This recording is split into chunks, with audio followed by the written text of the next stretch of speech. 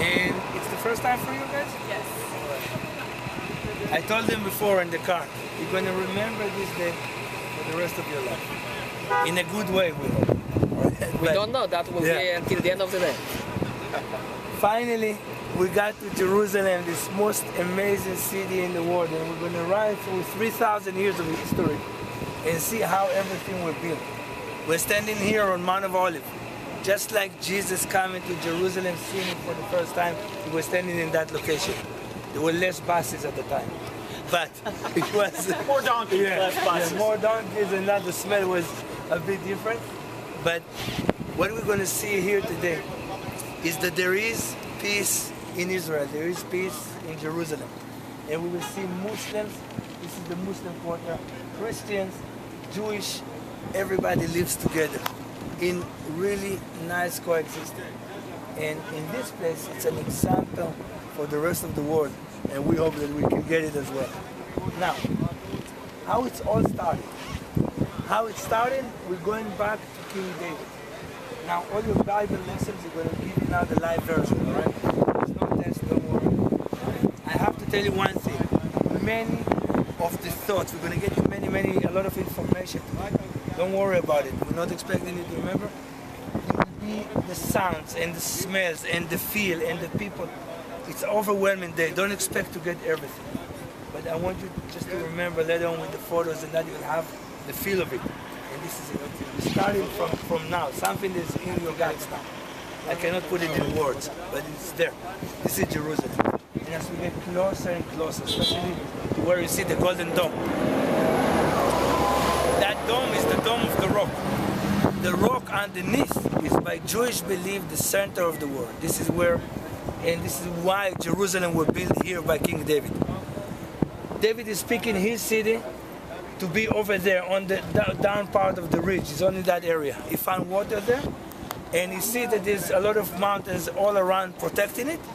And the most important reason, like we say, is right next to Mount Moriah. Mount Moriah, by the Jewish belief, this is where God bringing down Adam and Eve to that rock. The rock underneath, it's called the rock of foundation. This is where He founded the whole world. Adam and Eve were brought down to there.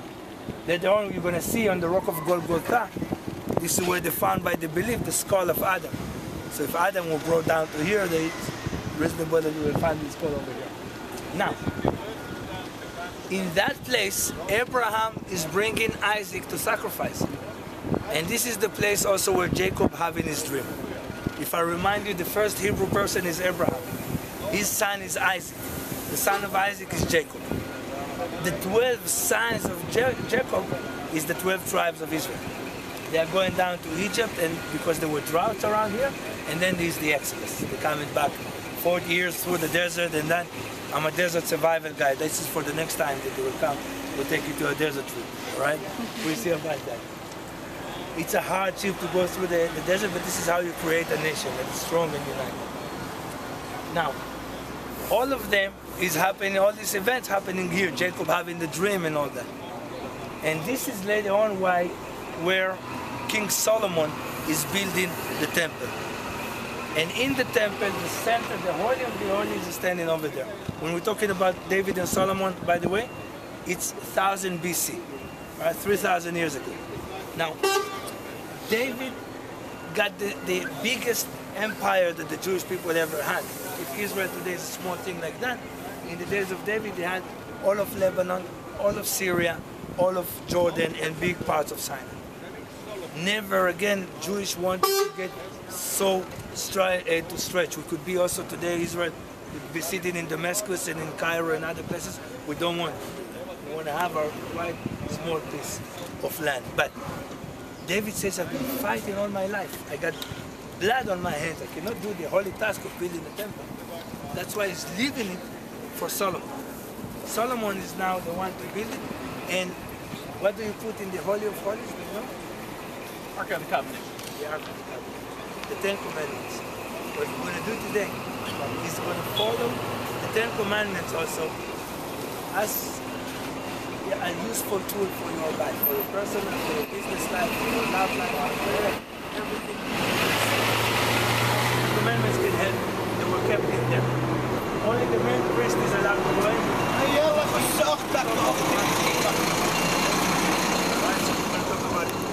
I'm running with the history. The temple is there and Solomon is passing away. The kingdom has been divided. Israel in the north, Judea in the south. Now the Babylonians are coming. On the river of Babylon when we sat down, you know, from the book of Psalms. And this is when the Babylonians destroyed the first temple, 586 BC, sorry. Then we're coming back and rebuilding the temple. Then we have the Persian around here and the Greek. Guys, you maybe noticed that around Christmas time, Jewish people putting candles next to the windows. You know that? You remember which holiday is it? It's called Hanukkah. Hanukkah is when we kicked away the Greek. And everybody restarted the worship and everybody was celebrating that. Right? It's the last strong revolt that was successful. After that, we try against the Romans, we got kicked away. So Hashmonite are ruling here from in the last, like, 1st century BC, and then come in the Romans.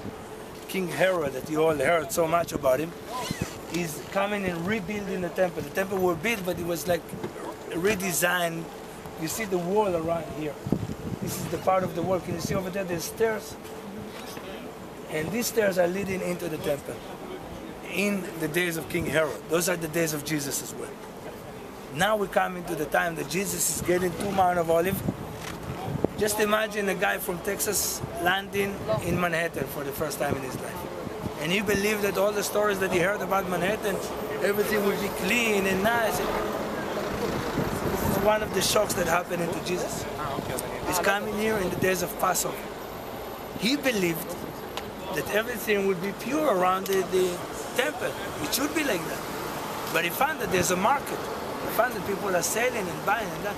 Because if you would be the mayor of the city and you have 100,000 pilgrims coming to the city because it's Passover, you need to feed them, you need to make sure that they have a place to buy, to do whatever they need. Jesus is coming here, and here is giving the prediction of the destruction of Jerusalem. When a master shed a tear, he's crying for the loss of Jerusalem is about to come. You see that church over there? This is the church that commemorates Jesus crying about the destruction. No, that further there is Gatchmanin. This one called Dominus Flevit. It's very, very unique because there's only 2 churches in the world that Christians are praying to the West. It's this one, and the other is in Jaffa. You see it from your hotel. St. Peter. If you look to Jaffa and you see one tower like that, St. Peter has accepted the non-kosher food. Then Judaism and Christianity can no longer go together. Right? Jesus, in his origin, his thought was to bring people back to the roots of Judaism. Love your neighbor, be humble, share. He never wanted to create a new religion. At the time, nobody was thinking of coming. There's a monotheism and everybody about it. But these guys are getting too close to the Roman ways of good life, of all this corruption that went on. That's what Jesus is going against. Now, of course, all the churches were built 300 and 400 years after Jesus is going here, but I'm going to show you in points what was the route that Jesus is doing. Because he's going from here, he's getting, let's get these guys finished, and I want to get you maybe to a closer view, and we can get also better there. All right, let's get into